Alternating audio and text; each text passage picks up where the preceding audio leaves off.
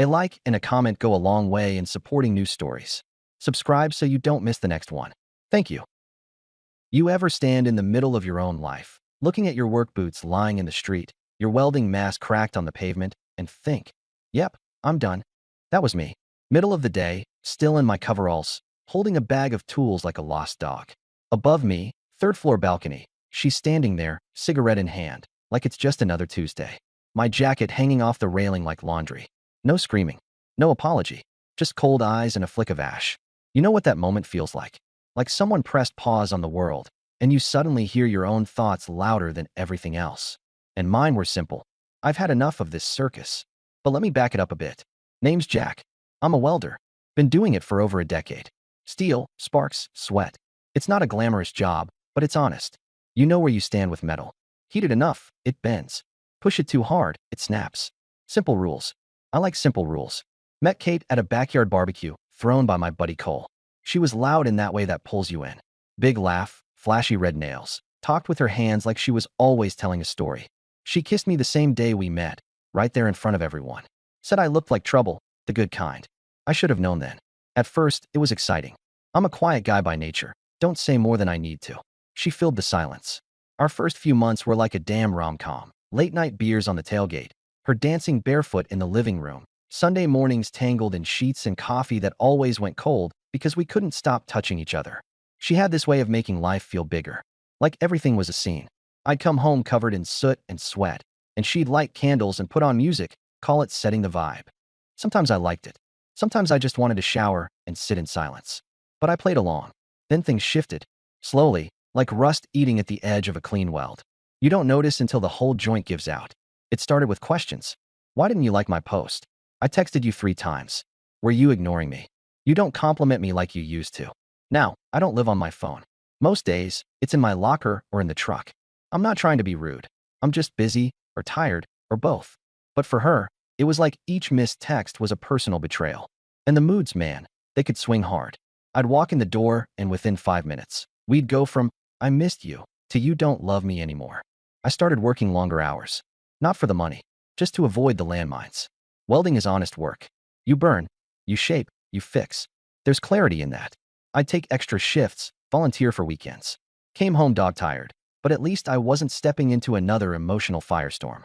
You ever try to keep peace in your own house by staying away from it? That's where I was.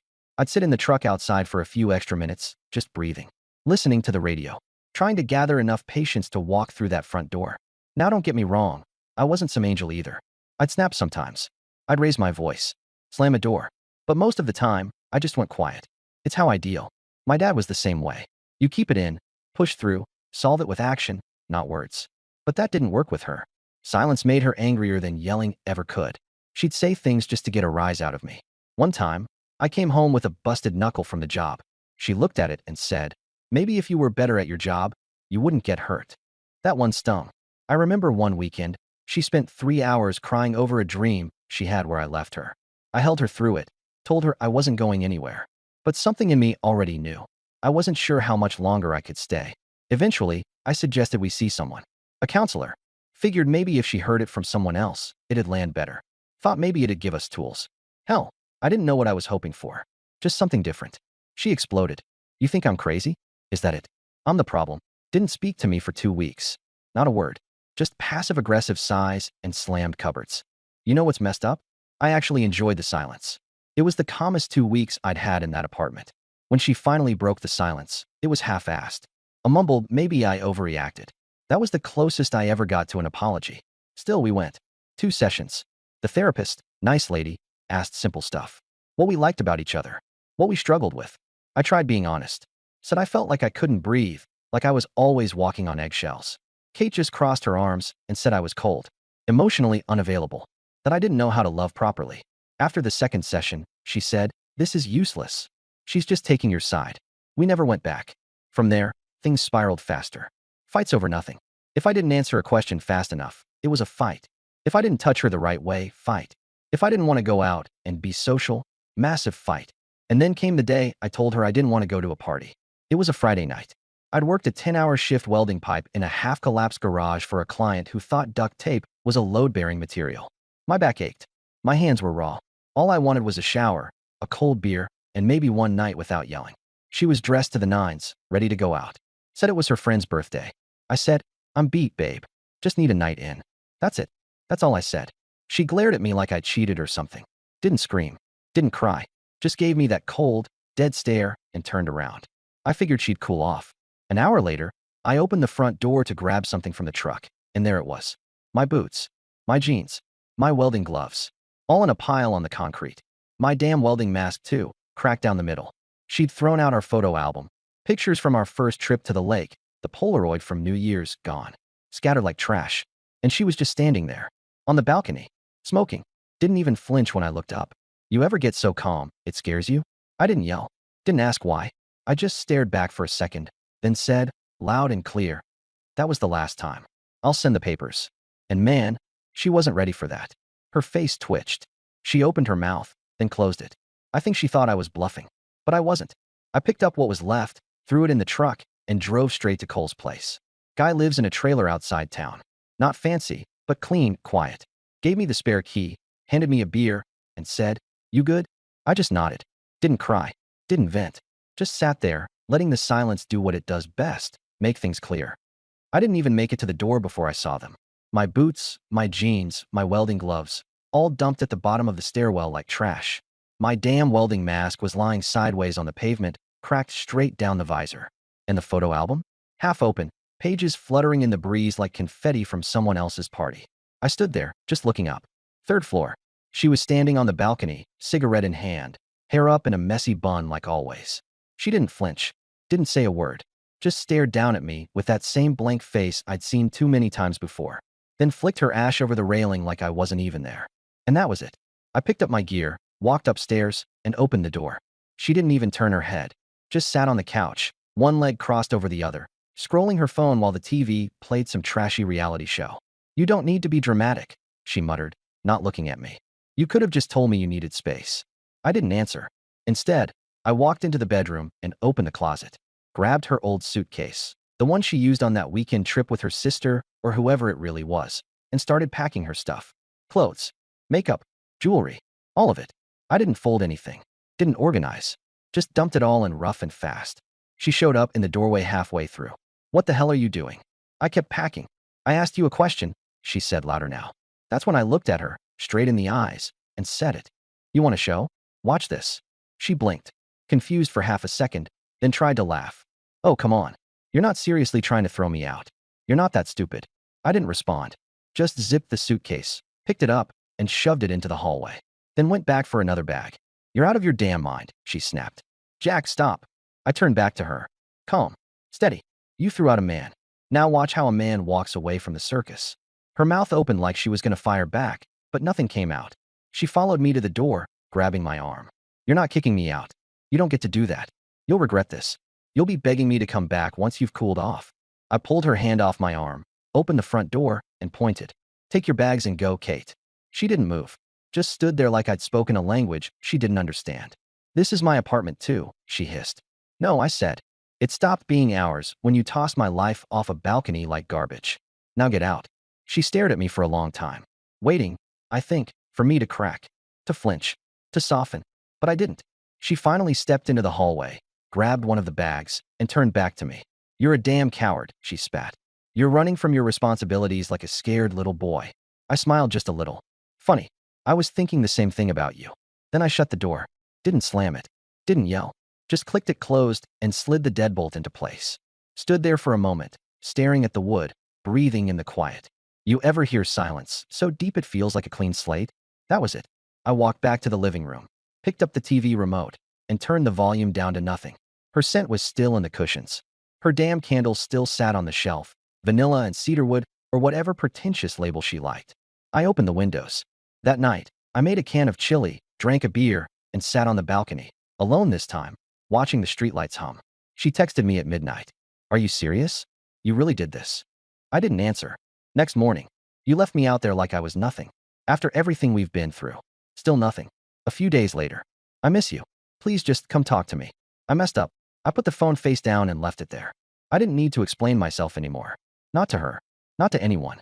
The space she left behind in the apartment? I filled it with my silence. With clean air. With calm.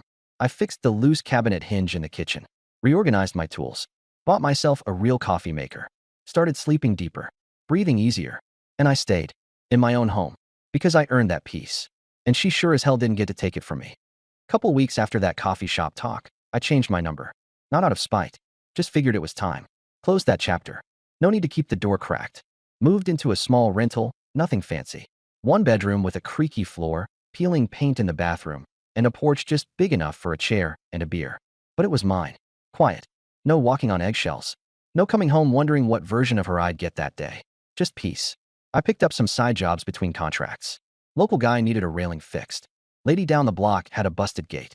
Nothing big, but it kept my hands busy. I like fixing things. Always have. There's a kind of satisfaction in welding two broken pieces together, knowing they'll hold. Funny, though, people would ask if I had family around. I'd just say, used to. Leave it at that. One night, Cole came up to visit. Brought beer and a busted lawnmower he wanted me to look at. We sat on the porch, watching the sun drop behind the trees, not saying much. You look better, he said after a while. Feel better. Miss her. I took a swig. Thought about it. Some parts. Not the yelling. Not the drama. But the early stuff. The way she'd dance in the kitchen. The way she'd laugh when I'd get soap in my eye washing dishes. He chuckled. Man, you really were in love. Yeah, I was. And that was the thing. It wasn't fake. It wasn't all bad. She wasn't some monster. She was just broken in ways I couldn't fix. And I was too tired to keep trying. Sometimes people ask me now, would I ever get married again? I usually say maybe, if she's quieter than me. Truth is, I'm not looking. Not in a rush. I got enough company in my head, and these days, that company's actually pretty decent. I remember this one morning, sun barely up, dew on the porch railing. I'm sitting there with coffee, scrolling through old photos I backed up to a USB. Came across one of us at the lake. She's in my hoodie, barefoot on the rocks, smiling so wide her eyes are almost closed. For a second, it hit me right in the gut. But then I remembered, 2 hours after that photo, we fought because I didn't want to take another one. She said I wasn't romantic, that I didn't care about memories. I spent the whole night apologizing for not being more, whatever she wanted me to be that day. That's the part people forget when they miss someone. The moments between the photos. The real-life parts. After a while, I deleted the whole folder. Not out of hate. Just didn't need it anymore. The best thing I did for myself was stop trying to rewrite the past. It happened. It sucked. But it also taught me who I am and what I'll never put up with again. And let me tell you, once you stop explaining yourself to someone who never really listened, your whole world gets quieter. You ever sit in your own space, no noise, no demands, no drama, and realize you're finally breathing right? That's where I'm at. Got a good rhythm now. Wake up early. Work. Cook something halfway decent. Sit out back. Sometimes the neighbor's dog wanders over and just lays down by my boots. Doesn't bark. Doesn't whine. Just sits there. That kind of peace. You can't fake it. A few weeks ago, I ran into someone who used to know both of us. Guy named Trevor. Worked with me and had come to our house once or twice for beers. He saw me at the hardware store. Jack? Damn man. Didn't recognize you. You look taller or something. I laughed. Maybe just less hunched. He gave me that sideways look people give when they want to ask something but aren't sure if they should. So you and Kate, huh? I just nodded. Done. She's still in town. Saw her at a bar a couple nights back. Looked rough. I didn't ask for more. Didn't need to. He kept going anyway. She told someone she messed up big. Said you were the only guy who ever stuck by her. I shrugged. She was probably right. Then he said something that stuck with me. You know, it's weird. When you were with her, you always looked like you were bracing for something. Like you were waiting for the next blow. Now you just stand still. He was right. I spent so much time living in reaction. Waiting for the storm. Learning her patterns. Predicting her moods. I thought that was love. Adapting. Compromising. Being patient. But love's not supposed to feel like survival. These days, I don't have to brace. I just live. And it's wild how small things feel big now. Cooking steak without getting told it's too dry. Playing music I like without someone rolling their eyes. Taking a long shower without someone banging on the door asking if I'm okay or accusing me of taking time to myself. You'd be surprised how many freedoms you forget are even freedoms. One night, a message came in through email. I'd forgotten she even had that address. Just one line. I saw you today. You looked happy. I'm glad and sorry. No name. No drama. Just that. I didn't reply. Didn't need to. Maybe she's finally realizing some things. Maybe not. But that's not my story anymore. My story now is about steel and fire, early mornings and late beers, fixing what I can and letting go of what I can't. If you're reading this and thinking, damn, that sounds familiar, let me just say this. You don't have to stay where you're not wanted. You don't have to keep proving your worth to someone who only sees you when they need a punching bag. It's okay to walk. Doesn't mean you're weak. Doesn't mean you failed. Sometimes walking is the bravest thing you'll ever do. You know when you realize you're finally over someone? Not during some big, dramatic moment. Not when you block their number or toss out the old photos. No, it's quieter than that. For me, it was a Friday night at Rusty's bar. I hadn't been out in months. Usually I'd just head home, crack open a beer, throw on some old country or the game, and call it a day. But that night, a guy from work, Eli, says, "Hey, we're grabbing drinks after shift. You in?" I surprised myself by saying yes. I didn't dress up or anything. Just threw on a clean shirt, wiped off the grease from my arms, and met them at the place down the road. Regular joint, sticky floors, decent wings, jukebox that mostly worked. I sat at the far end of the table, nursing a cold one, half listening to the guys argue about football and rigs. Then, somewhere between rounds, Eli leans over and goes, "Hey, didn't you used to date that girl Kate? Kinda loud, brunette, always had opinions." I nodded, took a sip. "Yeah." He chuckled. "Saw her last weekend. She was out with some dude. Big guy, lots of hair gel. She was doing her whole thing." I waited for the sting, the tightness in the chest, the heat behind the eyes. But nothing came. Just air. I shrugged. "Cool." Eli blinked. "Cool. Yeah," I said.